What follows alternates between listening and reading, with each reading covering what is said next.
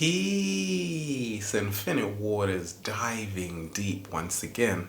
How to see auras. That's right. Can I get a hello there? Do you see this t-shirt right here? All of these different colored boxes. That's good. Take a real good look. Do you see this turquoise crystal stone? Take a real good look. They both have auras. That's incredible. First of all, much love to all the deep divers out there. I see your auras. You're in good hands. You're good people. I get a question in from a woman who says she's confused about auras. She wants to know some techniques about how to see auras. Let me share with you what's helped me along my journey. Have you ever been with someone and you've got a vibe about them before they've even opened their mouth? Chances are your subconscious mind is picking up on their aura.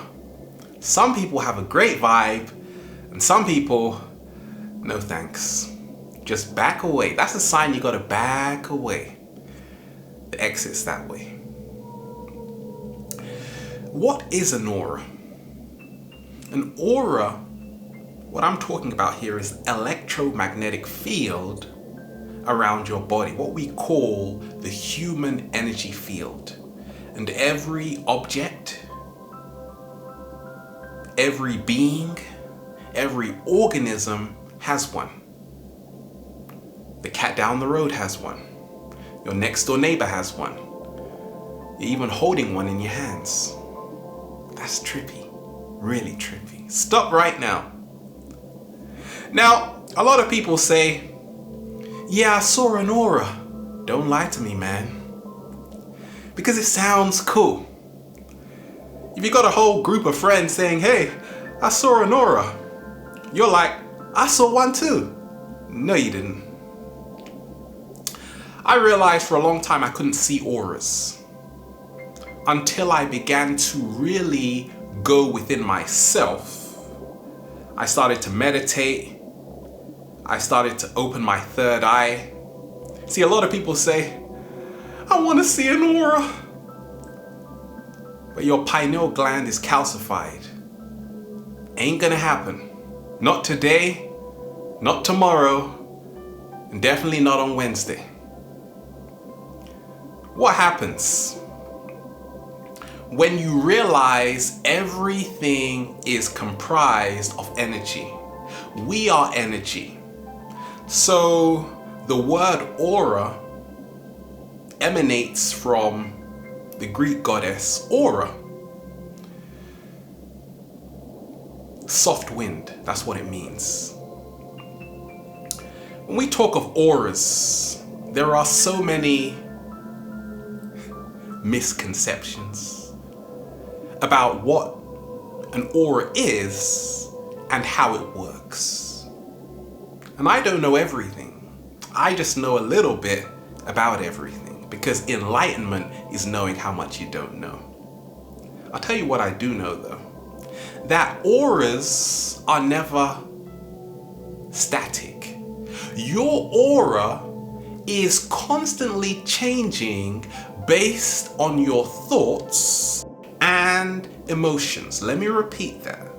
Your aura is constantly changing based on your thoughts and emotions. The thoughts and emotions you have, they are permeating out of your physical body.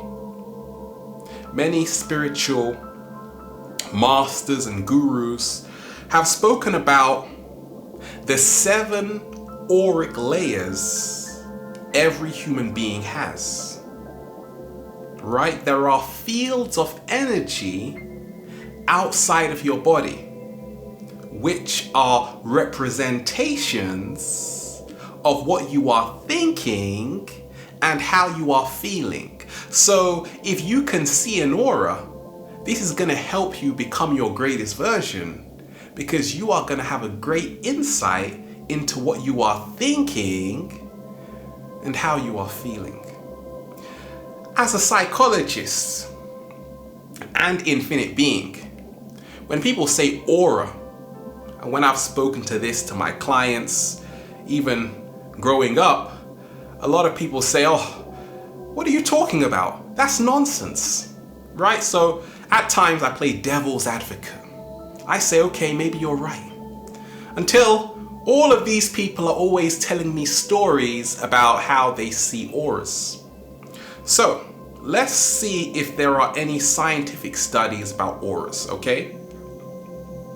A group of scientists in the University of Granada in Spain, what happened? They said that people who claim to have the ability to see auras actually had the neurological condition called synesthesia. Now, this was documented in the Journal of Consciousness and Cognition. Go and Google it. What do I think of this? So I'm like, they could have a point. Pharrell has synesthesia. What is that? It means the union of senses, where you can taste words, you can see sounds. Apparently Pharrell, when he's making music, he sees all of these colors. That's probably why he made I'm Happy. He should have made Can I Get a Hello There? I would have bought it. Right? We live in a world of infinite possibilities. Therefore, so many people are seeing the world in such a different way. No two people are seeing the world in the same way. So how do we go about seeing auras? Nancy Ann Tappy had synesthesia. She had this ability to see people's auras. She was a parapsychologist. So that term indigo, crystal, rainbow children and adults, that came from her because in the 1960s, she saw that the children being born had an indigo aura. She called them indigo children, and they were very advanced. These were the new children of New Earth. Now, what's helped me along my journey? First of all, to start with, if you want to see an aura, you have to realize you already are subconsciously. It may take some time for your conscious mind to catch up. Why? Because so many of us are being distracted. We've got no concentration. We are desensitized and we are not living in the moment. To see an aura, you gotta live in the moment 100%, baby. You gotta breathe in that beautiful prana. You gotta meditate. Because as children, we are all seeing auras. But somewhere along the line, well, that just disappears. So you got a blue circle and a red circle and a dot in the middle, a black dot. So if you stare at this black dot for about 30 to 45 seconds and then stare at one of the circles, you are going to see an energy, some colors around the circles. That is an aura. Okay, so one technique I do, which is very powerful, but it can take years to really practice, it can take years to master. What you want to do is you want to call a friend. Okay, you haven't spoken to them in a long time, don't worry about it. Call them, bring them into your home and let them sit down. And behind them is going to be a white background. We want white because white allows you to focus 100% without distraction. Now you're going to step about 4 feet away, also sitting down. Now what you're going to do is you're going to draw a dot in the middle of their forehead because you're that kind. Or put a piece of paper on their forehead. okay? And I want you to go like this. You're like that. And I want you to stare at that dot in the middle of their forehead. Just like that. And you keep doing it. And gently move your hands further apart from the dot in the middle of their forehead. As you are gently widening your hands, you are losing focus of that person. And now you are stepping into what we call the peripheral vision. The peripheral vision, you are now going to start to see an outline of colors, a subtle layer of energy around that person. That is their aura. Now at first it's going to appear very transparent. You can put your hands down now, Ralph. Thank you. Ouch. At first it's going to appear very transparent. But the more you practice it, you are going to be able to see colors. Now, what do the different colors of the aura, of auras represent? Well, let's talk about Richard of York gave battle in Velcro. Richard of York gave battle in Velcro. Okay, red. If you see someone with a red aura, red, our blood is red. Red is an activating color. Very powerful indeed. If it's a clear red, it means this person is activating their infinite power. If it's a very hard red, dark red, it means this person could be controlled by their lower nature, they could be very angry. They could be governed by what we call the realm of hell, to put it politely. Right? A lot of us have been asleep. Sometimes you might call someone a zombie. Red always means it's either power or you are being controlled. Orange. If you see a clear orange, it means you're stepping into your creativity. If you see yellow, once again, it's about creativity. It's about vitality, enthusiasm.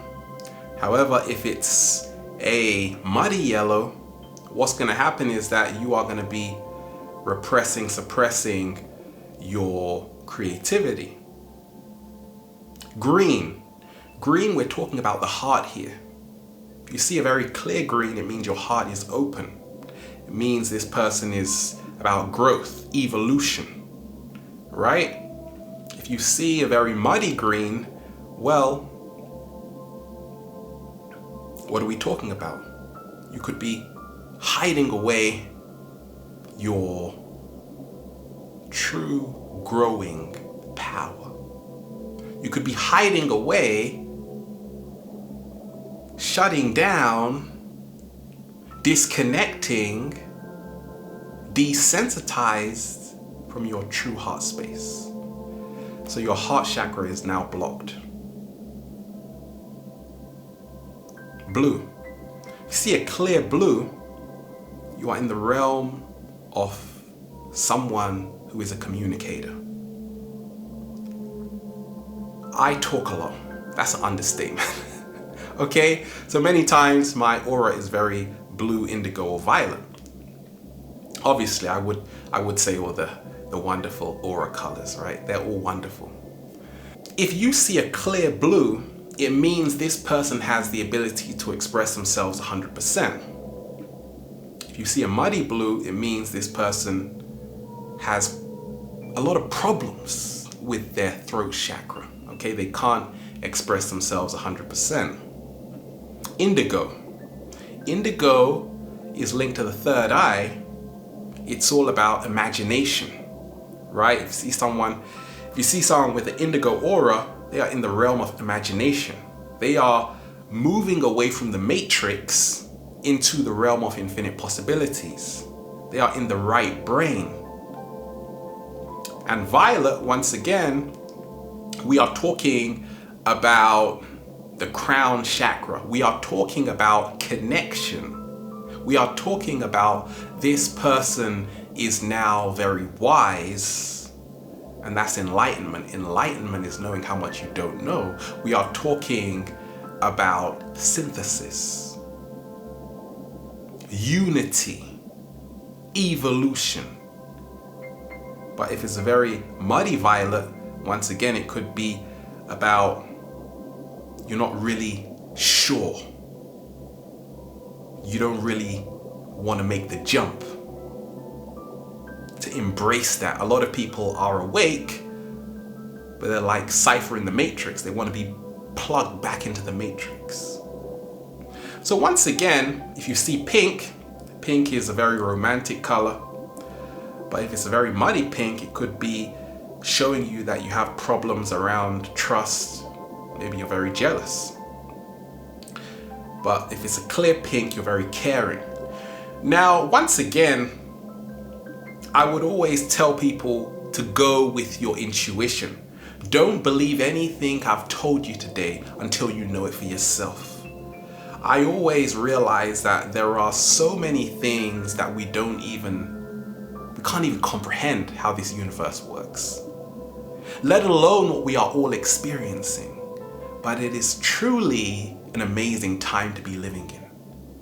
When we see a person, we are only seeing a tiny part of who they are, because they are infinite. And auras show us people are infinite. Auras show us to never judge a book by its cover, and that there is always more to what meets the eye. So that, my friends, is how to see auras. And if you can't see an aura, don't worry about it. Happened to me along my journey for many years.